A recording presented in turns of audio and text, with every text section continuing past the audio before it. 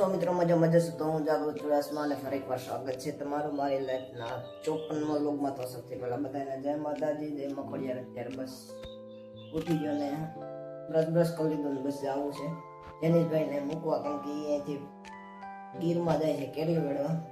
તો હાલો જવા મળતો, કેમ કે ડાયલી હવે બ્લોગ તો બનાવતો શું પણ થોડા ઉતરે એટલે ભાઈ મુકાતા નથી। હવે બંને એવો વાત પ્રયત્ન કરી કે મોટો લાંબો બ્લોગ થાય અને મૂકી શકું। બાકી હાલો તમને મળતો।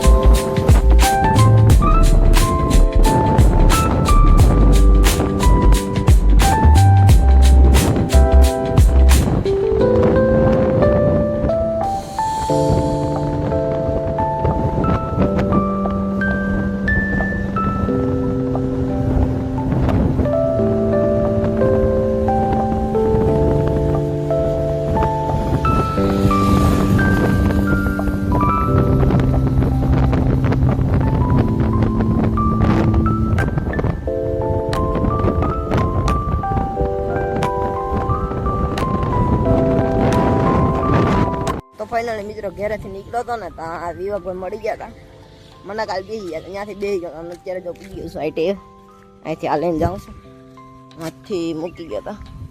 બાકી જે ઓજીટીમાં આપ્યું હતું, ઓજીટીમાં ટી શર્ટ આપ્યું, ઓજીટીમાં હું આપણે અંબુજા સિમેન્ટની ફેક્ટરીની વિઝિટમાં ગયા હતા ને એનું ઓલું આપ્યું હતું ને ટી શર્ટ એ પહેરી લીધું છે। બાકી જો એટલેથી બેહાડા આવી ગયા છે।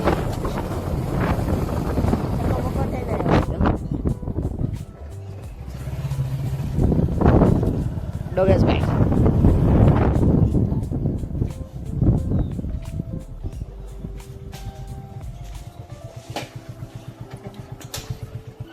મિત્રો ભણેશ્વરી બધા જો વાંચવામાં બેસી ગયા। મારો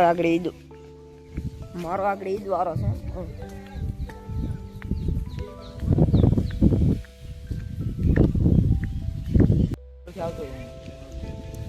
છોકરા બુલેટ કટ કરતા બુલેટ કટ આગળ જઈને ઉભી રાખી ત્યાં આવી ઓડી ગયો તો ઈ ખાઈ જતી તો ભી ફાઇનલ મિત્રો બધા હે ને તો રાઉન્ડમાં બધા ટેસ્ટ કરવા બેઠા છે। અલદામ લા તને તું ગમે ત્યાં ચાલુ થઈ જાય લા, અને મારે આગળ કેસ રેડ કેસ ફસાવો છે। મારો ધંધો જ આ છે ભાઈ, તો બોલે તમારો હા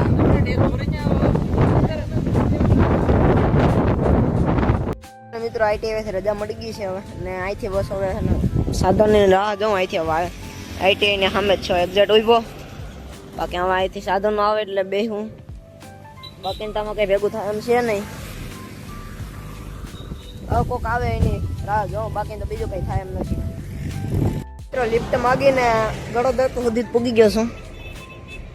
બસ હવે છે ને વરસાદ આવું થયા લાગે છે। અહીંથી ત્યાંથી આવતો હતો ને ત્યારે આમ છાંટા એવો ચાલુ હતા, બાકી જો આ ગળોદરનું કંઈક લોકેશન છે આવી રીતના। અત્યારે વરસાદ વાતાવરણ થઈ ગયું છે ફૂલ।